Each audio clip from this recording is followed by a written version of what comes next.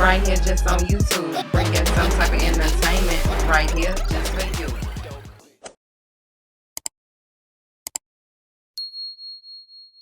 Welcome to Moett's Book Club. Yeah. All right. So, if you've been following along, if this is your first time here, whether or not if this is your first time here, my name is Moett, which stands for Motivation Over Everything That Trends. And I am your motivation queen. My mission in life is to help others bring their dreams and goals into reality by giving them the platforms, resources, motivation, and inspiration to do just that. And I created this book club to help nurture personal development along with my community, different things like that. But definitely created the book club to help hold myself accountable to get back into the books and reading, and to also be able to give a safe space and a platform to help hold you accountable to your personal development and get back to reading, because reading is so fundamental, whether you're doing it audio books or you're downloading the books to actually physically read them, you're reading the ebooks or you're printing them out or you're purchasing them and you're actually having the book within your hand. Reading is so fundamental. You get so much from different works of art as far as reading. So, if you're new to reading, welcome. If you've been here, welcome. I appreciate each and every one of you guys for continuing to tap in, not only for me and my personal development, but also for you and your personal development, because that's what this space was created for. So, the things that we went over this week, we read chapter 5 of Louder Than Words. We're currently in Louder Than Words by Todd Henry. This book is amazing. It's about finding your true, authentic voice. It's really about getting to the truth of who you are, being able to display who you are and walking your calling and walking your truth. But without further ado, let's get into the points for chapter 5. The points for chapter 5 that we have this week is that it's essential that you turn your attention outward in order to determine the kind of impact you want your voice to have on those you serve. A guiding vision will help you make crucial decisions and invest in yourself in ways that matter. A vision helps you understand the effect you want your voice to have on your audience. It will give you the drive to keep going when the work itself gets difficult.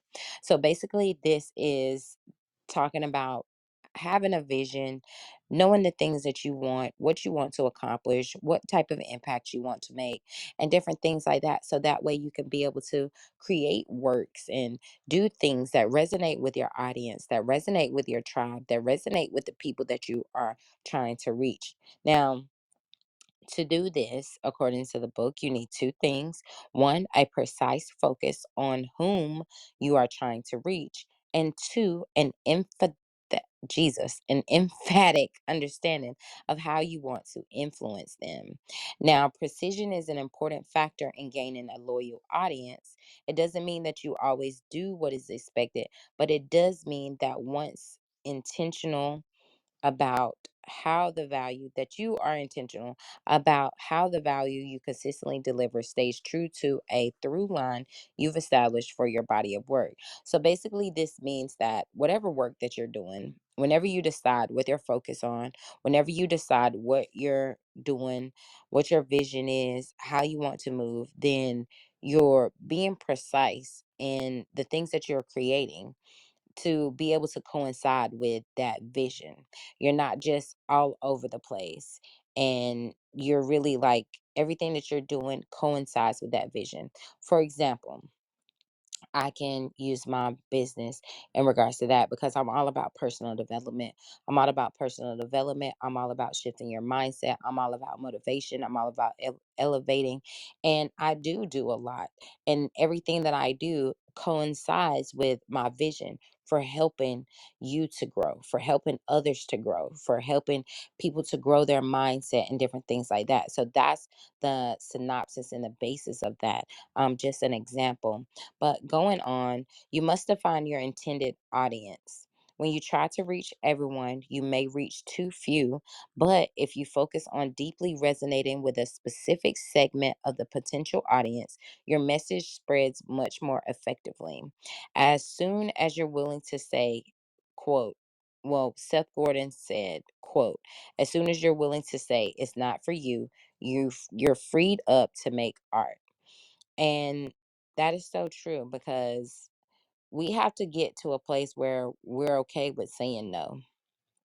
We're okay to saying no to the things that don't serve us, that aren't aligned with our things, that we don't understanding that we don't have to help everybody, although we want to help everybody.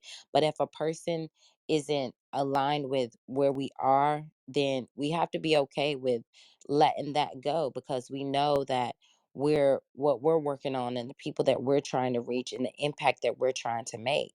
So it's important to be able to focus in on exactly what you want to do and who your people are. Who are the people that you're looking to help with what you're trying to do? Who are the people, matter of fact, who are the people that you're looking to help with what you're doing? How is that going to shift other people's mind and other people's lives and elevate them and grow in the way that they need to grow?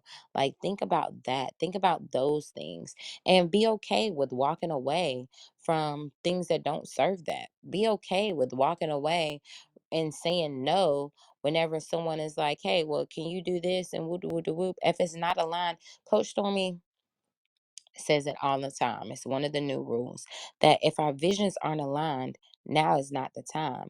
So if things aren't aligned with your purpose, if things aren't aligned with your vision, even if it's someone that needs help that can benefit from your services, if it's not aligned with your vision, if it's not aligned with your purpose, then you have to be okay with saying no and normalize that. Normalize being able to walk away regardless. So that way you're able to keep your brand intact and you're able to keep things the way that you want them to be in a certain way for your company. That way you're continuously showing up consistently in the way that you want. That way your voice is able to be resonated with your audience and you're able to attract your tribe the way that you want to be able to attract them. Now, the next thing I have is the key is to be willing to listen to critics and incorporate valuable feedback without allowing their comments to stall your progress and your growth. Now, this quote, I really like this quote from Brene Brown. He says, quote, if you're not in the arena also getting your ass kicked, please forgive me for the language, but it said if you're not in the arena also getting your ass kicked, I am not interested in your feedback. And that is so true. Like, we have to normalize, like, it's okay to get feedback, it's okay to have constructive criticism, all of that good stuff. Definitely that comes with the field, especially, but be mindful on how you take certain areas of feedback. You know what I'm saying? Some people are just on the internet to be trolling. Some people are just out there just to be trolling, just to say whatever, just to be able to get off some steam, just to whatever. And you can't allow that to make you feel like you're not on the right path or make you shift or adjust because you're trying to please someone else. Whenever you know that you're on the right path, for one, you need to definitely get feedback from your customers. I believe I talked about it last week as far as like getting feedback, noticing the pattern and what you need to shift, what you can do better, different things like that.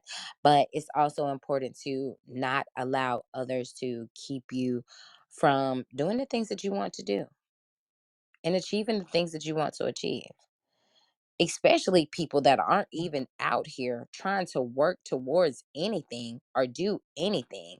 If it's a person that is just sitting from the sidelines, because so often we have like family members and outside friends and people and different things like that that try to come in and tell us, oh, we can't do it, or oh, we should be doing it this way, or whoop, whoop, whoop. Oh, my bad. I didn't know you were also starting a company in this field. Oh, my bad. I didn't know that you were also doing this.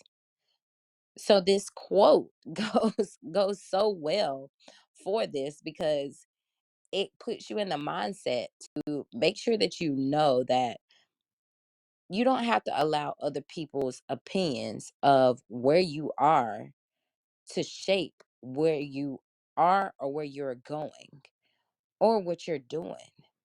Because if they're not out here in the field, if they're not working, if they can't speak from a place of experience, then I mean, their opinion really isn't, it doesn't mean they're not entitled to their opinion, but it does mean that you don't have to take it into account for real. Because hey, you're going to allow somebody that is sitting on their couch that doesn't do anything to keep you from going after the things that you want, to keep you from continuously showing up the way that you're showing up whenever they're not even showing up at all for anything but Dr. Phil at 10 o'clock.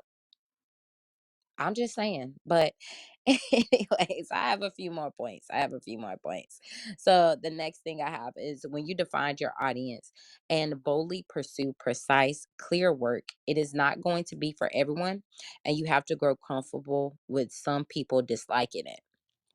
The worst, least productive thing you can do is to contort in order to try to fit the expectations of an audience you don't care to reach anyway. And that touches bases on what I was talking about also, as far as in the lanes of the feedback. But you have to understand that your work and your things, the things that you're working on and the things that you're doing, it's not always meant for everybody. And that's okay. That is okay. Some people will, it will resonate with them. Some people it won't. Some people, they will be really on board with it. Other people won't. And that's okay. And you have to be okay with that.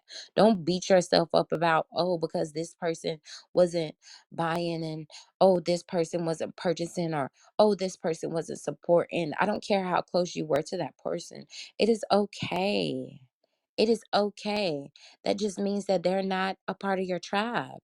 They're not the people that, they may be the people that it's intended for, but they, just because they dislike it, it doesn't mean that there's something wrong with you. It doesn't mean that there's something wrong with your process or your choices. It just means that they don't like it. Maybe they don't like the way you sound.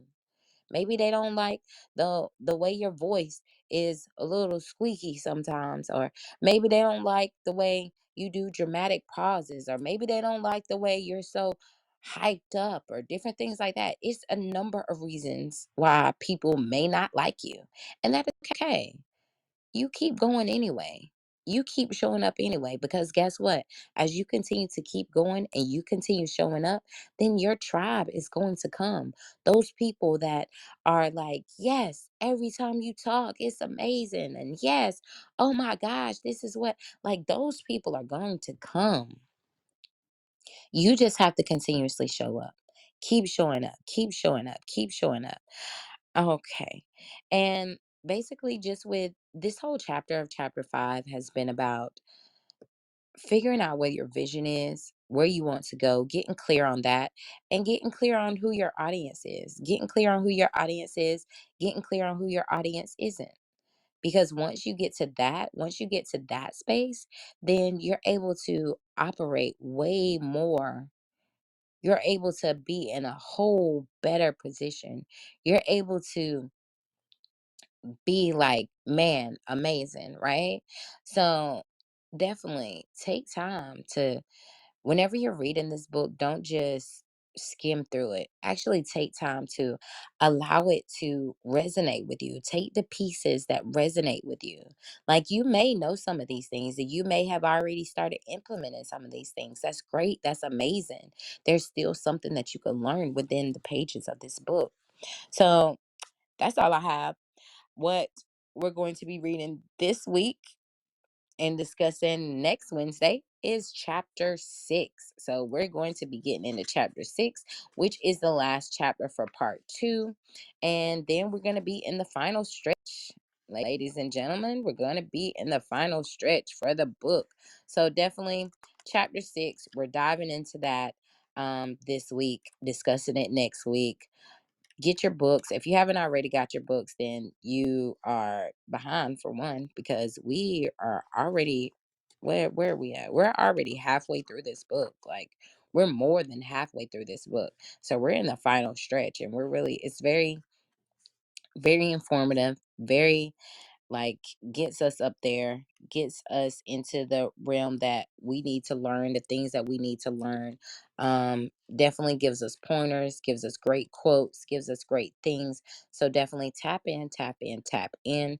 If you haven't already, you could definitely click the link in the bio, join the book club, grab your books. We're currently reading Louder Than Words. Harness the Power of Your Authentic Voice by Todd Henry. And this week we're going to be in chapter 6. All right. I pray you guys have a wonderful and amazing week. Stay encouraged, stay inspired. Remember that life is too short to be anything but motivated. Now get out there and turn your dreams into a vision and make that your reality. All right. I love you guys. Bye.